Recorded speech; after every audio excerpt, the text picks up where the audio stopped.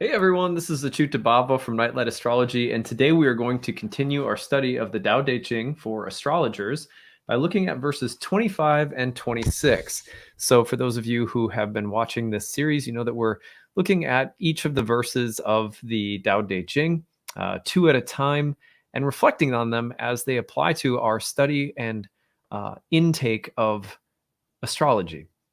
I think it's important to remind ourselves of why we're doing what we're doing. And so that's why we do this series. Okay, so with that being said, before we get into it, don't forget to like and subscribe, share your comments, click on the notification bell for updates. You can always find transcripts of my daily talks on my website, nightlightastrology.com. Well, you guys know that I typically put the verses up on the screen, and I also recommend reading along from the Jonathan Starr translation of the Tao Te Ching, which is from Tarcher Cornerstone Editions. I'm going to go ahead and put the verses up on the screen. And here we go. Okay, so I'm actually going to just do this. And let's go into full screen mode. Yeah, there we go. So we're going to read through each verse, and then I'll read through them a second time and offer some reflections as an astrologer. How do these verses apply to us as students of astrology? So verse number 25 goes like this.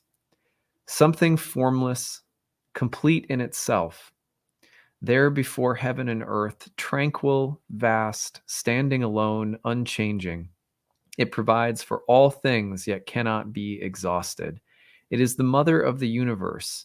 I do not know its name, so I call it Tao. Forced to name it further, I call it the greatness of all things, the end of all endings. I call it that which is beyond the beyond, that to which all things return. From Tao comes all greatness. It makes heaven great. It makes earth great. It makes man great. Mankind depends on the laws of earth. Earth depends on the laws of heaven.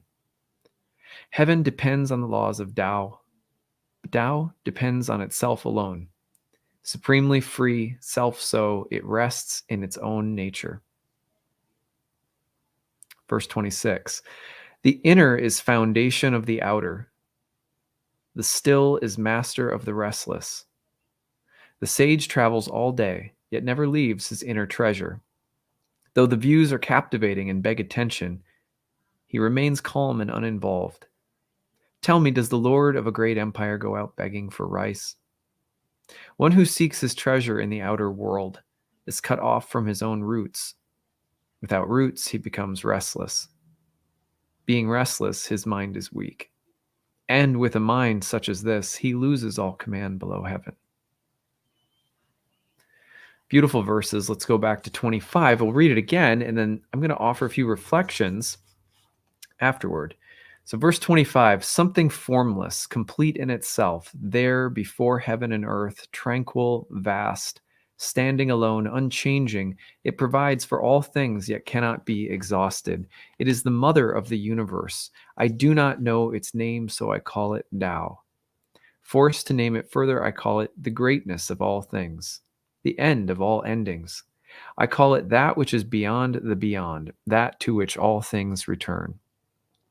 From Tao comes all greatness. It makes heaven great. It makes earth great. It makes man great.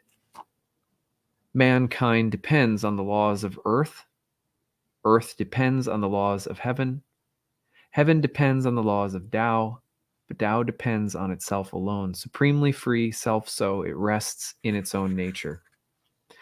Beautiful verse, and a number of really applicable things from this verse for us as astrologers. First of all, for ancient astrologers, the formlessness that is being spoken of here, something eternal, divine, unchanging, the source from which all things come, providing for all things but never exhausted. When ancient astrologers looked at the sky, they saw two motions in the sky. One was called the primary motion of the sky, the other was called the secondary motion. The primary motion of the sky would be associated with the rotation of the Earth on its axis, but from our geocentric point of view, it is the appearance of everything in the heavens revolving around us, the sun rising, culminating and setting, going down into the underworld, nighttime, the stars, the moon, all of the stars along the ecliptic moving through our field of view, round and round and round and round. This was called the primary motion by Plato. And the primary motion, as a symbol of in the night sky, this motion was a symbolic referent to eternity, to the same thing that comes before and after heaven and earth, tranquil, vast, standing alone, unchanging. It provides for all things but can't be exhausted. This motion was thought to carry everything. Everything is subject to this generative force, life, God, Tao. Forced to name it further, I call it the greatness of all things, the end of all endings. I call it that which is beyond the beyond, that to which all things return. So there was another motion in the sky that ancient astrologers observed called the secondary motion. That motion was the motion of the planets. As a collection, the planets generally share some characteristics. They all move against the grain of the ecliptic from the west toward the east, whereas everything else is carried by the primary motion of the sky from the east toward the west, like the sun rises in the east and sets in the west. But if you track the planets against the backdrop of the zodiac, they're actually moving, though much more slowly than the primary motion, against the backdrop of the zodiac from the west toward the east. So this secondary motion was symbolically reflective of the world of coming to be and passing away, the world of forms. Spirit descends into matter, the one becomes many, and the many shows itself in diversity, in difference, and in coming to be and passing away. So this verse is pointing to the Tao as that primal, eternal, you could say oneness, you could say source, that is running in and through all things, that all of the many are expressions of, that all of the adventures of life are coming from and returning to.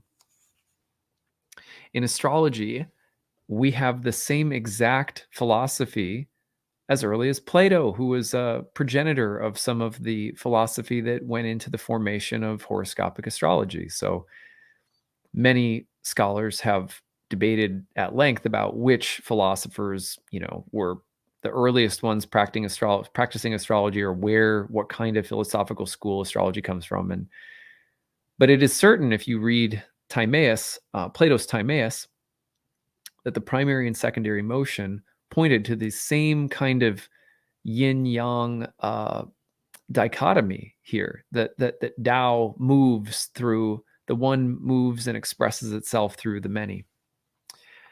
So sometimes you could read a Taoist text like this and think, well, I like spiritual stuff, but you may not know just how much a text like this has in common with what we're studying.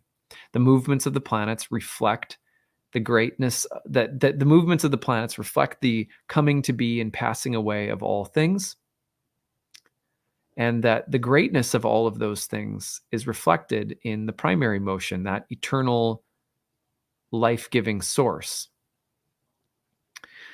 From Tao comes all greatness. It makes heaven great, it makes earth great, it makes man great. And by great, we don't mean better than, or we're not pointing to greatness as in tyranny or corruption. We're talking about the greatness of things as in the inherent worth, dignity, beauty, rightness, in everything in its right place. That all of that comes from this divine source. Mankind depends on the laws of earth, so we're bound by the laws of material nature. But earth, the material laws of nature, are in turn dependent upon the laws of heaven. This is exactly the way that ancient astrologers thought as well. The planets are administrators of the forces of nature here on Earth. There's a kind of correlation or a mirroring between them. But the laws of heaven, the planets, are in turn dependent upon the laws of the supreme, or the divine, or God, or Tao, or that which is divine, eternal, and beyond this world in some way, although in it at the same time. Tao depends on itself alone. It is the source from which all things come. It is self-so, resting in its own nature. This is exactly how ancient astrologers looked at the cosmos. So beautiful.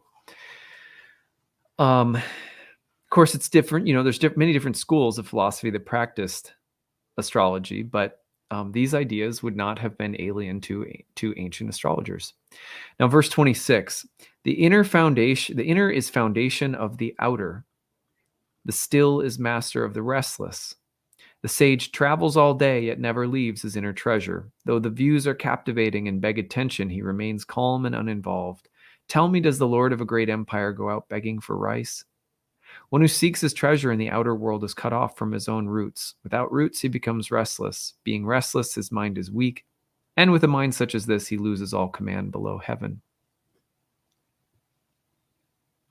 What I like about this verse is, first of all, that we see there is this Tao. Verse 25 is describing it beautifully. But then in verse 26, we see what a sage is or does in relation to the Tao. That the sage somehow, although they have a life to live and they have lots of movement and activity, the sage travels all day. But they never leave that identification with Tao. Well, what were the views of the earliest astrologers? The views of the earliest astrologers you can find all over, whether you're talking about Platonists, Neoplatonists, Pythagoreans, Hermeticists, Stoics, Orphics, was that the planets reflect the world of coming to be and passing away. And that if you get identified with that world and go out into it seeking your treasure, losing track of your eternal nature and this eternal, unchanging, beautiful mystery that is present in all seasons come from and return to this divine place, this place that is also who we are. If you lose track of that, you're lost. So why do we study astrology? Not to go and get lost in what astrology reflects, but in reflecting upon what the planets are doing, we stay home in the heart. We stay in touch with the soul. One who seeks his treasure in the outer world is cut off from his own roots. Planets in Indian astrology called grahas, grabbers. They move us around like puppets on strings. But for the sage, you can travel all day. You can be moving through the world of karma, which the planets reflect, and yet you don't have to lose your inner treasure, your joy, your peace, your happiness, your sense of humor and curiosity. You can be like the lord of a great empire, and that empire is your heart. Not the greatest analogy these days, considering how few of us really appreciate, empires and governments and things like that. But still, the analogy holds up. There is a kingdom inside of us, in our heart. If you stay wealthy within that kingdom, you don't have to go out begging for things in the world that pale in comparison.